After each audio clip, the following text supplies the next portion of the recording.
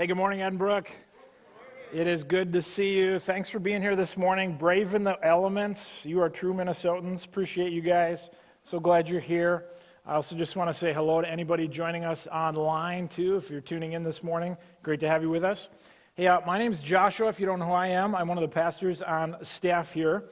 And I have the privilege of launching a brand new series today called What You Really Want for Christmas. And the premise is this. Let's be honest, there's all kinds of stuff that we want for Christmas, right? Things that we hope will be under the tree on Christmas Day for us, material things. But if we're honest with ourselves, maybe there's things in our lives that we wish that we could really get for Christmas. Maybe it's not something that you can put in a box and wrap up and put under the tree. But there are things that in our hearts and in the core of who we are that we secretly desire for Christmas. For example, maybe for some of you, you just want a Christmas season with no fear and no anxiety. Christmas season is just stressful for you, and you don't want that. Maybe for some of you, in your core, you kind of wonder around the Christmas season, does my life have any meaning? Does it have any purpose? Am I making an impact? Maybe for some of you, you're like, you know what I really want for Christmas? It would just be nice to slow down, to take a breath, to have some margin.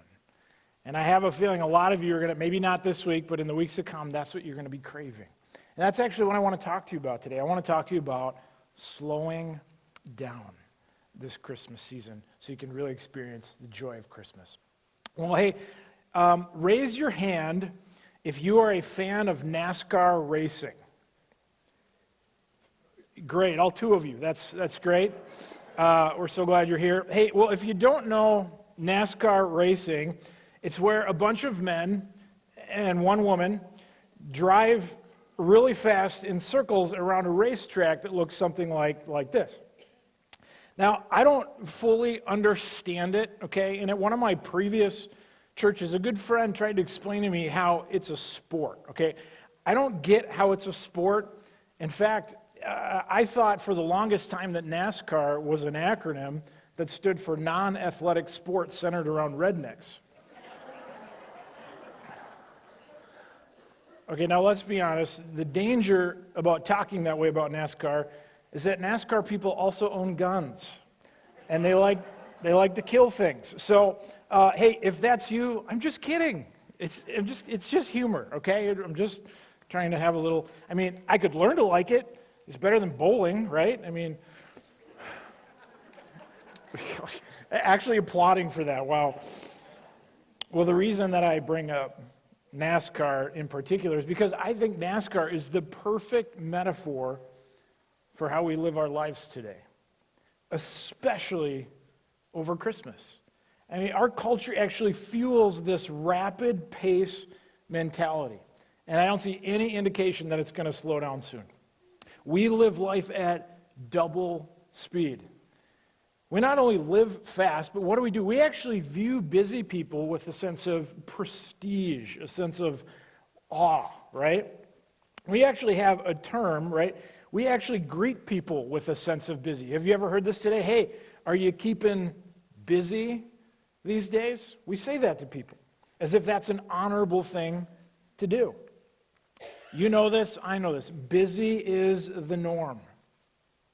Yet when I talk to people and I listen to their struggles and sometimes their pain, especially around Christmas, what I hear from their point of view, it always connects with the pace of life that they're choosing. Keyword, choose. Because busyness is a choice. I hear people say all the time they don't have time. They don't have time for their marriages. They don't have time for their kids. They don't have time for friendships. And they don't have time to develop their faith. Now, how many of you would be willing to admit, okay, just let's be honest, how many would be willing to admit that maybe the way you live your life is a little too busy? I actually want you to raise your hand if you're willing to admit that. Because I want you to look around and I want you to see you are not alone. Okay, those of you not raising your hand, we're so glad you're joining us from Iowa today. It's great to have you. Well, the impact of busyness, it can be seen in all types of ways, okay? How many of you got in a fight on your way to church today? Okay, some of you are looking at each other. I saw it. Okay, or maybe not today, but and it goes like this. Like, hurry up. We're going to be late. We got to go worship Jesus. Get in the car, right? Because we're running late.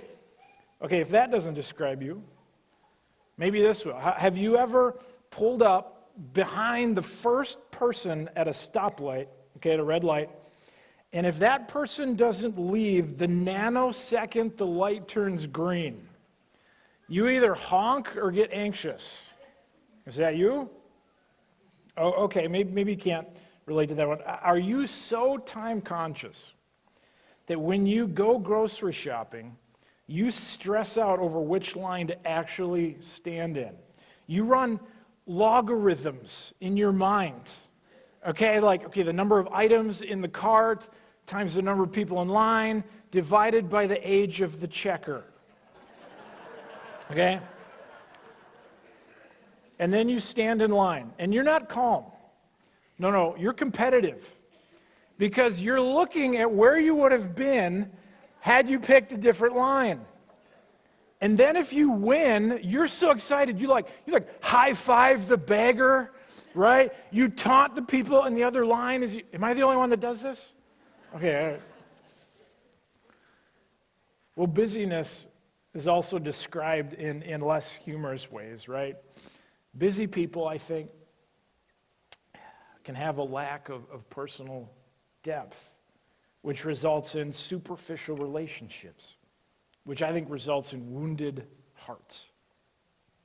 For those of you who don't know how to slow down, and I'm telling you, I am one of those people, here's my gut check Christmas season question. In your NASCAR-paced lifestyle, where's Jesus? Is Jesus in the car with you? Is he riding shotgun? Is Jesus in the pit crew, helping you speed things up? Or maybe Jesus, he's in the tower, he's giving you directions and telling you to put the pedal to the metal and go faster. Is Jesus in the stands watching? Or could it be that Jesus is outside the racetrack, wooing you away from the racetrack, that's wounding your relational heart, and it's stealing your Christmas joy?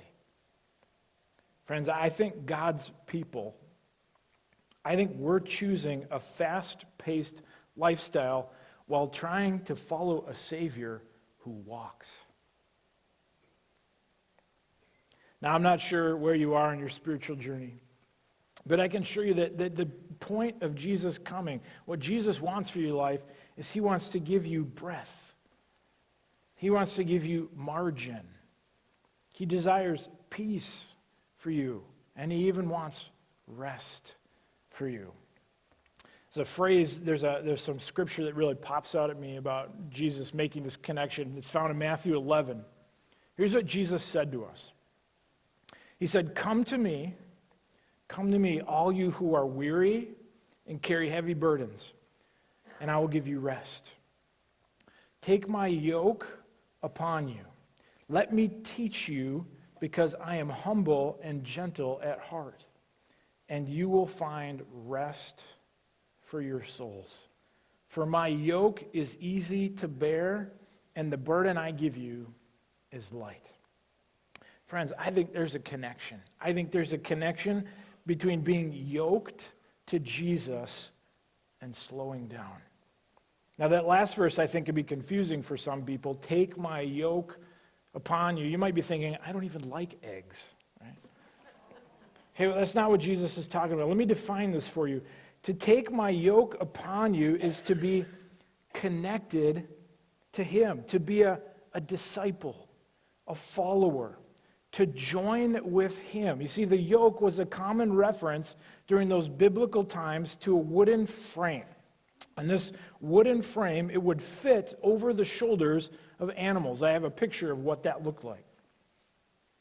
and it would harness them to one another so that they could walk in partnership, so they could work together. They could share the burden of the job or life.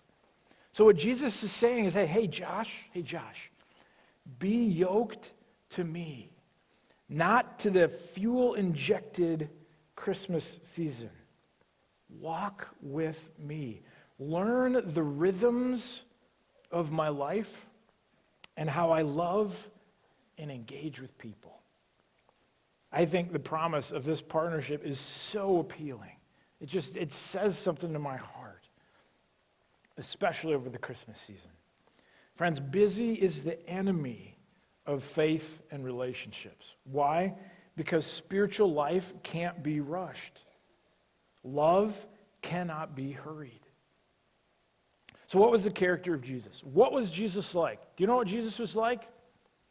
Chill. Seriously, Jesus was chill. He was relaxed. Jesus doesn't call us into a frantic life.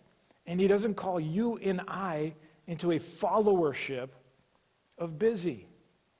What did Jesus model? When I read through the account of Jesus, when I read through Jesus' life, I see three things that pop up that I want to share with you today that fuel this idea of chill. First, Jesus stopped to love. He did it all the time. Jesus stopped to love. In Mark 5, Jesus gets off a boat, and he's met by what's called a synagogue official. He's a high-ranking person, and his daughter was deathly sick. Okay? This high-ranking official says to Jesus, "Will you heal my daughter?" And Jesus says, "Yes." And they begin to head towards this guy's house. Now, the Bible tells us everywhere Jesus went, okay, there was a crowd. There was always a parade, okay, when Jesus was around.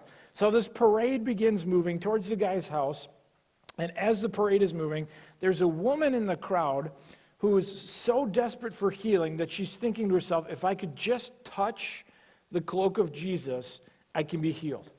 And so as the parade's moving along, she works her way through the crowd. She touches Jesus' cloak, and she's healed. And Jesus stops the parade. He stops. And he says what I think could be construed as one of the dumbest questions you could possibly ask in a large group of people. He says this to the dad. He says, "Who touched me?" He stops. Now just imagine for a moment being the dad. What do you mean, who touched you? It could have been any one of us. Jesus, I got an agenda. Your agenda is to keep moving, to get to point B where my daughter is. That's a dumb question, Jesus. Let's go. But Jesus stopped. And when I read this again and again, for some reason, verse 32 just jumped out at me. Here's what it says. It says, but he, Jesus, he kept on looking around to see who had done it. Friends, could I submit to you that that's what love does? Love stops. Love looks around. Love glances around to find those in need. Friends, Jesus models a love that stops. Second thing I see in Jesus' life is that Jesus took his time. Jesus took his time. He was never rushed.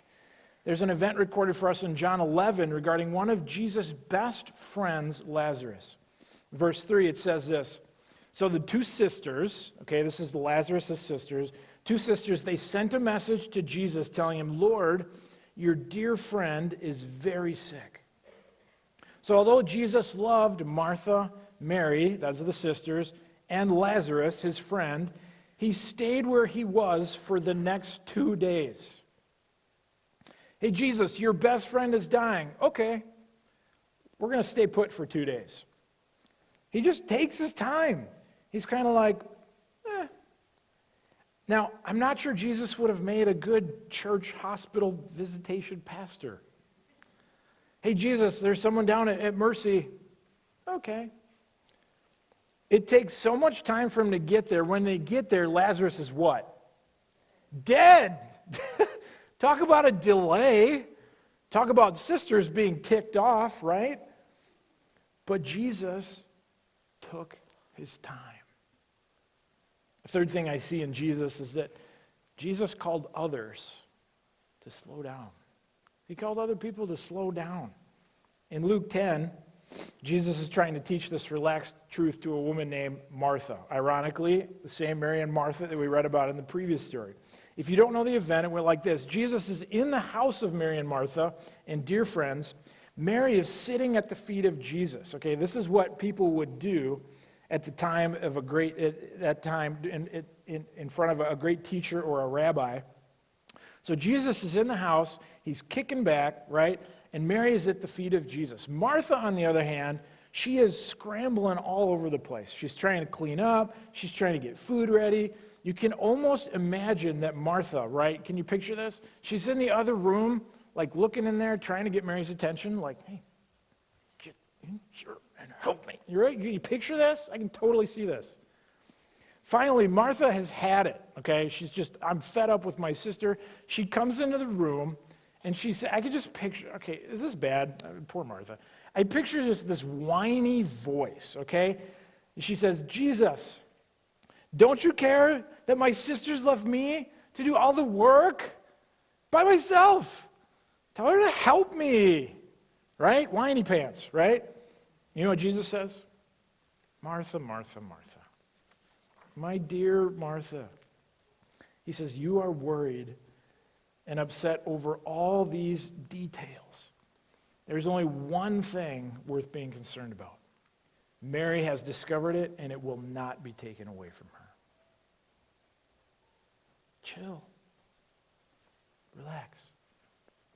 I think we've turned following Jesus into a race when it's really more of a walk. Man, Christmas of all holidays, friends, it's about what? It's about focusing on Him. And what I'm talking about today, it's so counterintuitive, right, to how we live our life. I think it's actually counterintuitive to how followers of Jesus think. I think we somehow think that we got to get more done, right? I got to do more for Jesus, because if I do more for Jesus, then He's going to be happier with me. The more productive I am, the happier Jesus will be. Because, of course, that was one of Jesus' most important commandments, right? You need to get more done. Nope, He never said that. If you don't know, the two greatest commandments that Jesus laid out were love God and love people. Now, I'm not suggesting a lazy life. What I am suggesting is this: less race, more love. So how do we get there? How do we slow down in the real world? How do we experience less race and more fullness and rest for our souls over this Christmas season? Now, I want to get really practical with you, so I'm just going to stick with the whole driving imagery for the next half of this message. Okay? So when you're in a car, you come to a stoplight, right? We see them every day. And when you get to the red light means, the green light means, the yellow light means. Okay, all right. Okay, some of you are like speed up. Some of you said slow down. All right, very funny. Okay. Well, let's start with the yellow light. Okay. Here's what I want you to do this Christmas season at the yellow light. I want you to slow down to evaluate what's beneath my yes. Now that 3-letter word, it can sometimes be a 4-letter word because it can be a dirty word. Yes is what makes us so busy. Talking about this one, it's not easy because it really will require a lot more thought, friends. So I'm going to ask you to get off the highway, okay, get off the freeway, pull into a rest stop, and let's just evaluate what is it that's really fueling your heart. Because busyness is a heart issue, okay? Some of you think it's an efficiency issue. If I was just more efficient, if I was more organized, I wouldn't be so busy. You think busyness is a disordered schedule. I would argue that I think busyness is a disordered heart. And we don't want to confess that because we might be afraid to admit that if we have a disordered heart, then there must be something wrong with me. So I'm going to ask you, brother to brother, brother to sister, I'm asking you to dig down deep, and you need to get under the surface of why you're busy. You show me a busy person, I can almost guarantee you I will show you a broken person. They're broken somewhere. They're either emotionally broken, or they're relationally broken, or they're spiritually broken. Now, since I want you to go there, okay, I'll go there. I admit it. I'm broken. I'm emotionally broken. What I mean by that is that I struggle with insecurity. I have my whole life. And when you struggle with insecurity, you become a classic people pleaser. It's when you want to please people, because when you please someone and say yes to them, they validate you, right? And then all of a sudden you feel a little more secure about yourself. Are there any people pleasers in the room? You know who you are. Let me see where you are. Okay, now the reality is that you had to raise your hand because you're a people pleaser, and I asked you to. I'm just saying. Now, most of you probably weren't even sure why, but you're like, well, he asked me to raise my hand, so I better raise my hand. That is a classic people pleaser. But because of my brokenness, my emotional insecurity, in my emotional DNA, I like to save the day. I'm being completely honest with you. I like to be the hero. Okay? I like to be wanted. I just don't like to admit it. But here's what happens when I admit it. When I bring that insecurity out into the open, okay, follow with me here. What I can do is, if I'm honest and I pull it out, then I can align it to what I value, okay, as opposed to saying yes because I'm broken. I can now make decisions based on what I value. Does that make sense? Let me illustrate this for you. Several years ago, when we used to live in Iowa, I was a youth pastor down there, and I got a call from the camp down there. It was Pine Lake Camp, and the camp coordinator called and said, Josh, you can save the day. I'm listening, right? He said, Josh, here's the deal. Our speaker just canceled for the weekend. We need a speaker so bad. We'll double your honorarium if you can come. Otherwise, we got to cancel the weekend retreat. So here's what I did. I had to pull out that insecurity and say, I want to be the hero. Here's the other thing you didn't know about that weekend. We had a family event planned that weekend. We were driving up to Minnesota. We had a family event, extended family. It was a family reunion of some sort. And so I had to pull that out. And I had to look at and say, do I really want to do this because I feel some insecurity and I want to save the day? But what do I value? Well, I'm telling you right now, I value my family. My family is important to me. And when I put those side by side, the decision really wasn't that hard. I said no to the camp because I value my family. And you know what? They found someone else, and it went fine. You see, does that make sense? Friends, when I look at my life and I'm stressed and I'm out of control and I'm overwhelmed, I got to pause. I pause.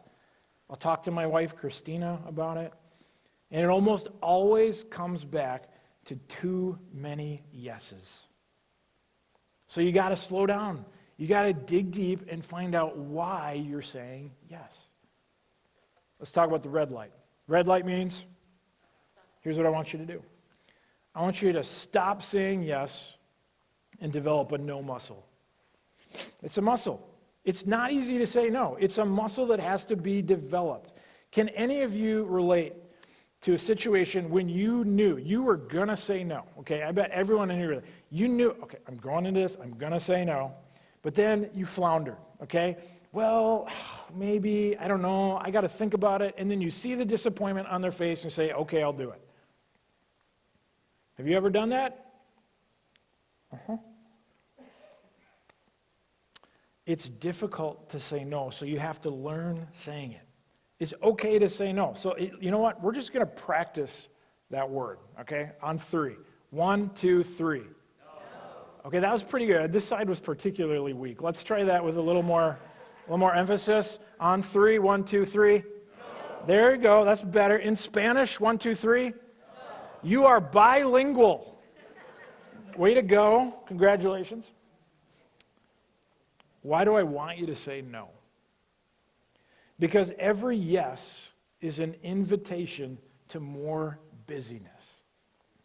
Every time you're saying yes, you're actually saying no to something that might be more valuable and important. And if we're really honest, let's just be honest, it's really not that hard to say no. I mean, it's easy to say no to the easy stuff, right? Like, hey, honey, do you think we should vacation in Idaho? No. Who does that, right? No, that's an easy no, okay? But unfortunately, life isn't full of easy yeses and nos. That's the real world that we live in. But I also know this, we all complain about not having enough time. Every one of us. But every one of us has something in common, no matter how old you are, no matter how much money you make, what your occupation is, who your friends are. We all have this one thing in common. 1,440 minutes a day. You can't change that. 1,440 minutes in a day. And if you have so much to do, maybe you're doing things you shouldn't be doing. Maybe you're saying yes, and it's wounding your relational soul. Jesus didn't say yes to everything, okay? He didn't heal everyone. Did you know he actually walked through communities and he left needs there? And he had a lot to do. I mean, you try being the savior of the world. Oh, wait. Some of you are trying to be the savior of the world. Let me really step on your toes. And I'm actually going to give you a really specific thing to say no to more often this Christmas season. Say no to technofeuille. Technofeuille is a term that social scientists are giving to us who allow our mobile devices to get in the way of our primary relationships. I see this played out all the time at a restaurant. Have you ever seen a scene like this? Right? We all see this. Maybe we've even been guilty of this. I want to be very gentle here, but also firm. Some of you in here, you're having an affair. It's not with another man or another woman. You're having an affair with this. You love it. You dream about it. Okay? It consumes you. You pull it out. You stress out when you've misplaced it, right? You're always trying to turn it on. Yeah, I went there. You keep it charged. You take it into the bathroom with you, okay? You sleep with it. You can't relax without checking to see what's going on with all your friends. And in doing so, we violate the relational principles of loving God and loving others. It's getting in the way. To those who are over-connected out there, and you're under-connected right here.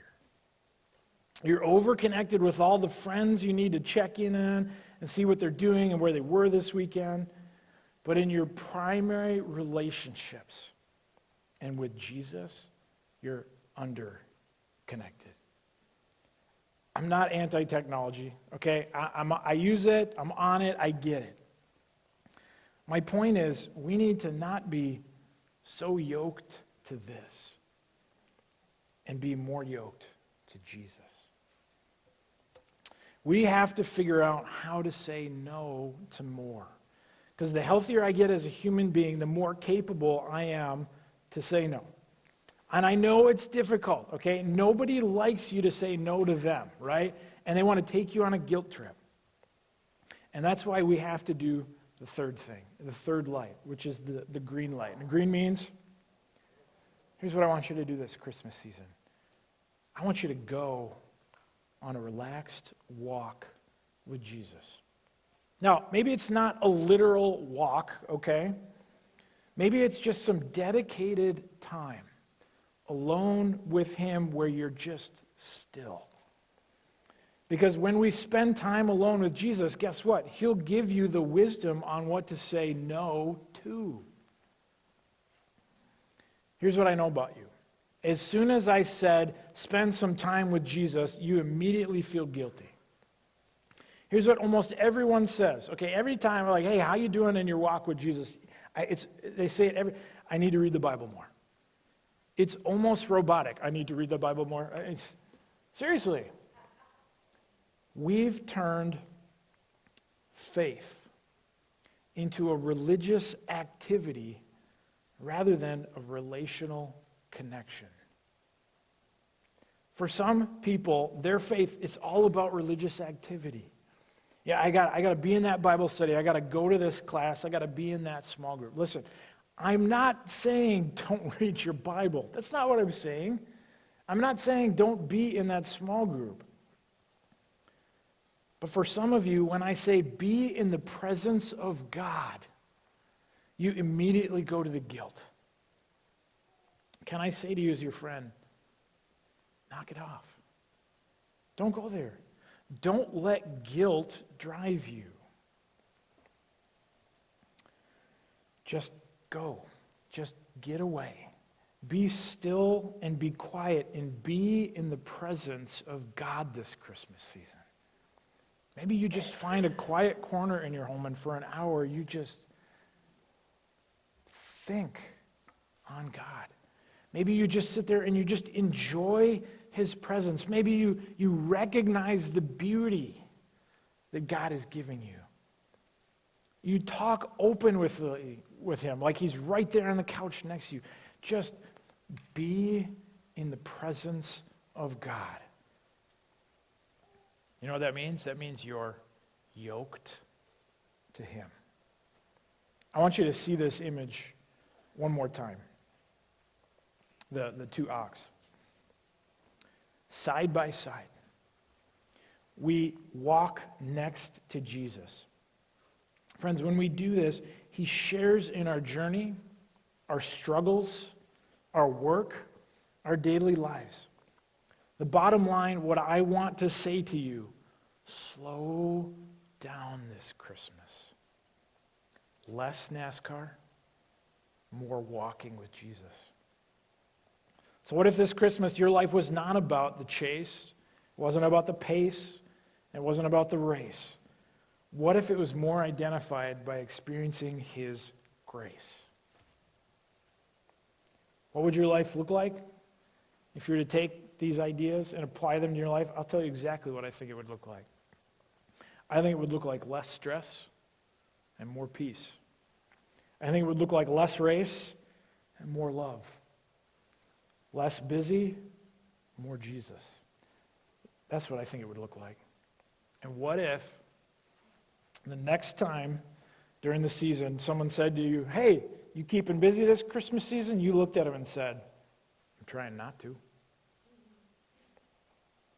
Friends, slow down this Christmas season and enjoy the significance of what Jesus is, or what Christmas is all about. Amen? Cool. Here's what I'm going to do. I'm going to invite the worship team out at this time, and as we close, here's what I want for you. I just want you to be still. We're heading into a busy season. I just want you to be still. I want you to just sit. I want you to relax.